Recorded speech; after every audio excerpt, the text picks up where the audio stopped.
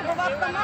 ఎంత సంతోషకరమైన శుభవార్త అనుకుంటా. ఈ శుభవార్త దేని నిమిత్తం పండగ చేసుకుని మన ఇష్టానుసారంగా రోడ్లంట తిరగటం కాదు, మన పాపముల నుంచి విడిపించడానికి, మన యొక్క దోషం నుంచి విడిపించినప్పుడే అది నిజమైన క్రిస్మస్. ఆయన ఏమంటున్నారు? ఆయన వారి పాపముల నుండి వారిని రక్షించినని. నువ్వు ఎప్పుడైతే రక్షింపబడతావో అప్పుడే ఆయన పుట్టిక గురించి నెరవేర్పు నీలో జరుగుతుంది. యెషయా గారి ద్వారా మరి ప్రవచించిన ప్రవచనము ఈ యొక్క క్రీస్తుతో పుట్టినప్పుడు, అంటే నీవు రక్షింపబడినప్పుడు ఆ రక్షణకర్త దేవుడు నీకు మహా ఆనందము, రక్షణ భాగ్యము కలిగించేస్తుంది. అదే నిజమైన ఆయన పుట్టుక కంటే నికోదేము తల్లి గర్భంలో పుట్టినది. ఒక తల్లి గర్భంలో ఎలా ప్రవేశించగలడాయని నికోదేము అడుగుచుండగా ఆయన అంటున్నది, నీటి మూలముగా ఆత్మ మూలముగా జన్మించినవాడు. అంటే నువ్వు రక్షింపబడినప్పుడే నీకు నూతన జన్మ, అంటే క్రీస్తు నీలో జన్మిస్తాడని దేనికి వాక్యము సెలవిస్తుంది. అటు జననము నీకు ఉందా? ఈ రోజు మనం క్రిస్మస్కి వచ్చాము, సంతోషపడుతున్నాము. ఆయనకి ఆ వాక్యానికి తగిన ఫలము మనలో ఉందా? ఆ వాక్యానికి తగిన రీతిలో మనం ఫలిస్తున్నామా? ఆ క్రిస్మస్ ఆనందము హృదయపూర్వం, ఇదిగా నేను రక్షింపబడ్డాను, ఈ క్రిస్మస్కి నేను అర్హురాలినని మనం అందరూ చెప్పగలమా? ఈరోజు నీ క్రిస్మస్కి నేను అర్హురాలని చెప్పగలమా? చెప్పినట్లయితే నీ కుటుంబం వర్ధిల్లుతుంది, చెప్పినట్లయితే నీ కుటుంబం ఆశీర్వదింపబడుతుంది. నీ యొక్క రక్షణకి తగిన ఫలము, ఆ క్రీస్తు జనాలకు తగిన విధానం నీలో ఉన్నట్లయితే నీ కుటుంబం వర్ధిల్లుతుంది. హల్లెలూయా, హల్లెలూయా, మహిమ కలుగును గాక.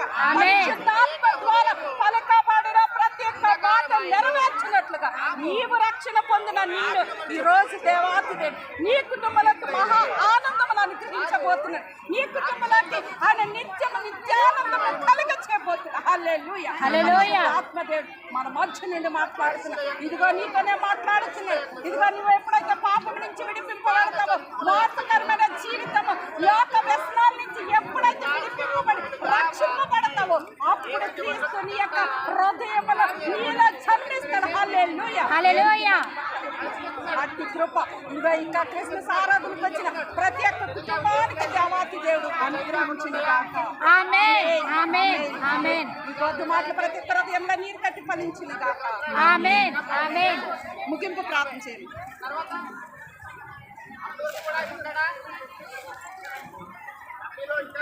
ప్రార్థన.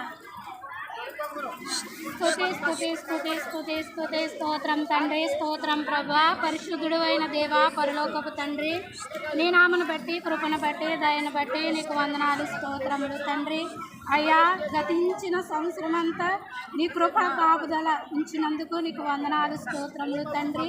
అయ్యా, తన నామ ముగ్గురు ఎక్కడ కూడి ఉంటారో వారి పక్కన చేరి వారి మధ్యన ఉంటానని సెలవిచ్చిన దేవా నీకు వందనాలు.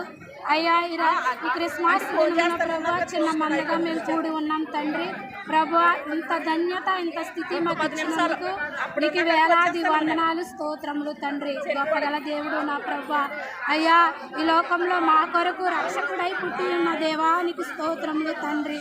మా కొరకు, మా పాపాల కొరకు నైనా నీ రక్తములో తండ్రి కాచిన ప్రభా మా కొరకు నైనా ఈ లోకంలోకి వచ్చి ఉన్నాం తండ్రి. అయ్యా, మరి ప్రతి దినము కూడా, ప్రతి క్షణము కూడా నేను ఆరాధించుకోవడానికి మాకు ఇంత ధన్యత ఇచ్చినందుకు నీకు వందనాలు, స్తోత్రములు తండ్రి. అయ్యా, ఇప్పుడు వరకు వర్తమానం చెప్పిన సుజాతమ్మ గారిని జ్ఞాపకం చేసుకోండి ప్రభా నీకు వందనాలు.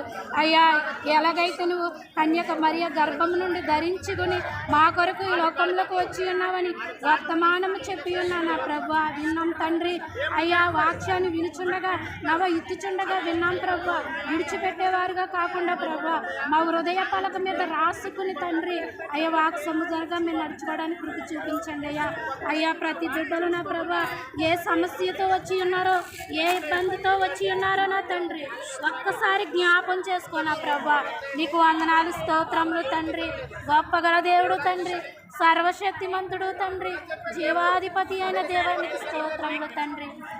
ఒక్కసారి జ్ఞాపం చేసుకోండి అయ్యా, ప్రతి ఒక్కరిని జ్ఞాపం చేసుకోండి తండ్రి.